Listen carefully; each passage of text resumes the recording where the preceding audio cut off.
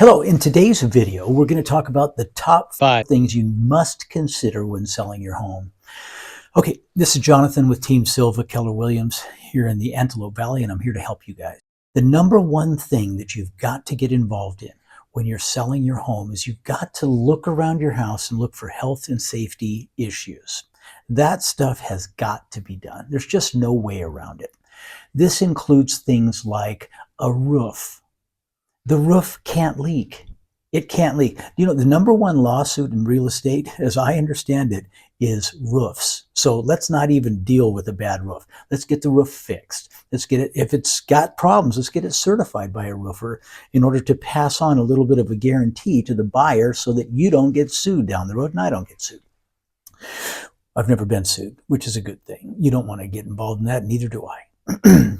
Health and safety also involves your sewer, your drain lines, to make sure that when you flush, it goes away. If you're connected to the sewer in the street, we got to make sure that there's not roots in that line and that everything functions properly. So we'll check that out. If you're on a septic system, we'll have to get that tested out. Make sure that it can pass an inspection. And so this is one of the reasons why you don't put grease in your garbage disposal or down your drains when you have a septic system, because grease acts as like a sealant, and it will block the lines, block the dirt. It'll seal it. It's like spreading butter on a piece of bread. Once you've done that, you waterproofed your bread. You can now go with the jelly, and you're not going to have to worry about having a soggy sandwich because the butter is like a sealant. So that's why you don't do grease down the drain. Anyways, we got to make sure that the system works well. Why are we talking about septic tanks? My gosh. Okay. Other stuff is things like your plumbing, your electrical, things that are dangerous. If you got some bad wiring or you've got some plugs that aren't working, that stuff just has really got to get fixed. We also look at things that would stop a lender from lending on the home. Like, for example, your strapping of your water heater, 2 straps, the right kind of straps, properly attached, an overflow pipe connected to the temperature pressure relief valve on your water heater. Another health and safety item is your smoke detectors and carbon monoxide detector. Okay, you need a carbon monoxide detector, one on each story of your home. If you have a 2-story home, you'll need 2. They like those to be in open areas. Typically, that would mean the family room downstairs, the living room downstairs. Upstairs, it might mean the hallway, depending on how that upstairs is set up, but somewhere in the open. The carbon monoxide detectors. They sell a type of carbon monoxide detector right now that you don't have to screw into the wall and get too complicated with installing it. They make them so they literally plug into an outlet, to a normal plug outlet, and that's how you do it. And so it's electronic, but it's battery backup. Boom, you plug that baby in and you're covered. For smoke detectors, what you're looking for is one smoke detector outside of each bedroom door, up on the ceiling or above the door. Where there is a cluster of bedrooms, like 2 bedrooms at the end of a hall or 3 even, you can put one smoke detector up there and that will cover all 3 bedrooms. The idea is if you are sleeping and the fire starts in the kitchen or the living room, before it gets to your bedroom, that alarm should be going off so you're alive and you're inside of your bedroom, you're awake, and now you can figure out how to get out of there. All the health and safety stuff. We just got to do that stuff. That's an absolute, it's not a minimum. You could say, I'm not doing anything, but you're foregoing a financing buyer. And you're saying, if you've got cash, come buy my house. If you need a loan, go somewhere else. Well, doing that will yield you a lot less in your pocket. So I would encourage you to do those few things to make sure that it is financeable. Then you go on to what's broken. And typically you want to fix the broken stuff. They're probably going to ask you to fix the broken stuff. So if we can get ahead of it and fix it, that's great. This is where this is what happens to me. Like I'm messing around with a doorknob in our house that we're selling, and my wife's going, "What are you doing?" I'm going, I'm fixing the doorknob. The thing's broken. She goes, that thing's been broken for like 7 years. I've been asking you for 7 years to fix this doorknob. And I go, well, yeah, now I'm fixing because we got to sell the house. He goes, so they're going to enjoy a doorknob that works. And I don't enjoy I don't understand what's happening. This is the kind of junk that goes on. But we got to fix the broken stuff. It's time to break out the honey-do list and really do it. Or we've got people that can help you with that kind of stuff. I can help you with that kind of stuff. Once we got that stuff done, number 3 is your cosmetic stuff. And that's where you look at, hey, should we upgrade our light fixtures throughout the house? Maybe spend $1,500 on good, up-to-date light fixtures. Get rid of the brass or the old stuff or things where it's delaminating and just not looking good. It looks like that is the cheapest product that Lowe's sells. That's what's up there. You don't want to have that. I mean, if you can, you want to move the grade of what your fixtures are up a step. It'll cost a couple of dollars, but it will yield you a lot more. All of this stuff is in an effort to spend a few bucks to make you more money when we sell it. Okay. And so all the cosmetic stuff, we're talking cosmetics, we're talking about paint, we're talking about carpeting. There's a whole video about paint and paint colors. Very important. Makes a big difference. Staging. That's also very important. If you want to get top dollar for your house, we can help you with that.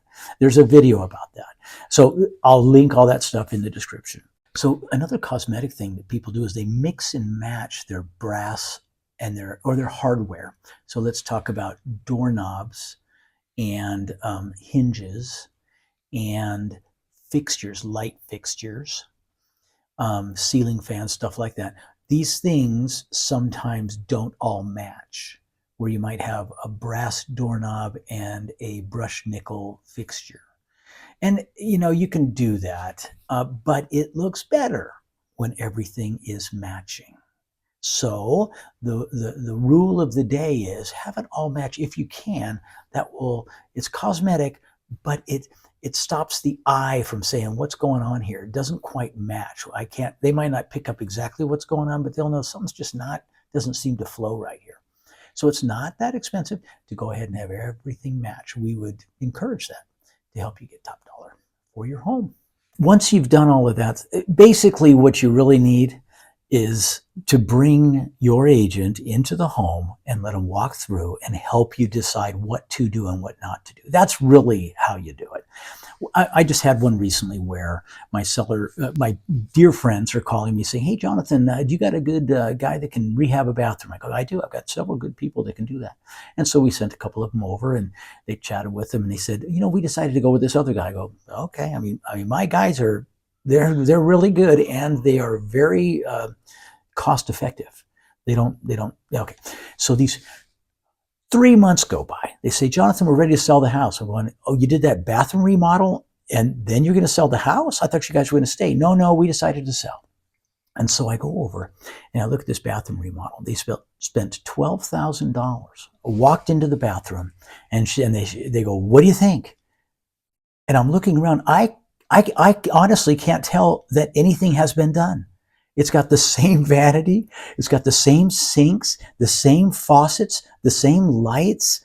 The paint hasn't been changed. The flooring is the same. I'm looking, there's a shower there and they go, what do you I'm going like, what'd you guys do? And they said, it's the shower. We did the shower. And I look at this shower and it's just an insert normal shower with a like aluminum type door that sticks. It won't shut. He says, we're not using it because it sticks. So they spent $12,000 for something that I couldn't even notice, and it doesn't work, and they don't use it, and it sticks. So with $12,000, I would have given them many things they could have done to make that bathroom awesome and not spend $12,000 doing it, for sure. So you want to get with us before you spend that money. It kills us to see you not do it right, or to pay somebody way too much for way less than what you could have gotten for that same money. We could have painted the whole house, carpeted the whole house for that money. Nope, we still got to do that. But anyway, so get with an agent. Interview your agents, do your thing, find the one you like, and the one that's smart, the one that's good, the one that's great, the one that will definitely take care of you and cares about you and getting you what you're trying to get, and have that person help you. That's what you're paying them for, is their advice. And they should be able to tell you, is this a cost-effective fix? If we do this, will we get more? And some people say, well, why would we do the carpet? Aren't they just going to choose their own carpet?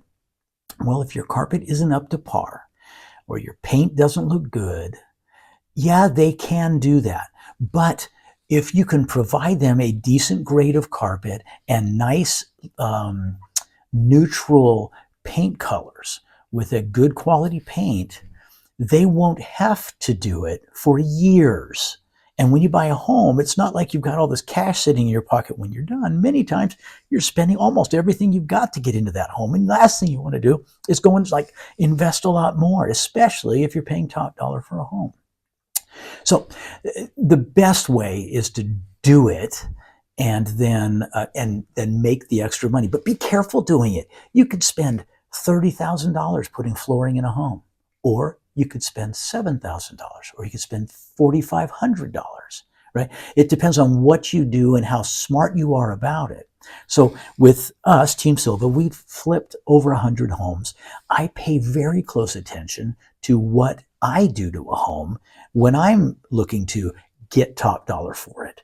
And so this is just what we do. You just get the benefit of a home flipper that has contacts with great people that fix junk for good prices. And we just all know what we're doing, and we help you because that's just what we do. My whole thing is, man, I'm just trying to get you as much as you can get for your home in the time frame you're looking to do it. That's what we're all about. If we can help you with that, we want to do it. And if you want to sell it as is, we've had people, we used to buy homes. We had a guarantee. Hey, if we can't sell your home, we'll buy it. All right. And so that worked great. Sometimes people would say, Jonathan, just buy my house. I go, well, the guarantee is if we can't sell your home, we will buy it. But please let me sell your home. I will get you more money than I'm willing to pay for it. And I want to get you more money. I said, no, just please, just buy it. How about this?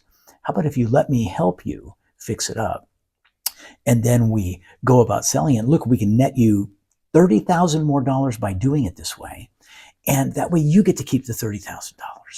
And it's good. I'm fine with that. I want to help you. And sometimes they just say, please, would you buy my home? I understand all of that. I just want to be done. And so we do it. But it's best to let me help you maximize the amount of money you get out of your home. That's what we really want to do. It's not about me. It's all about you. So thank you for watching, and I hope you like and subscribe if I've been of any help to you.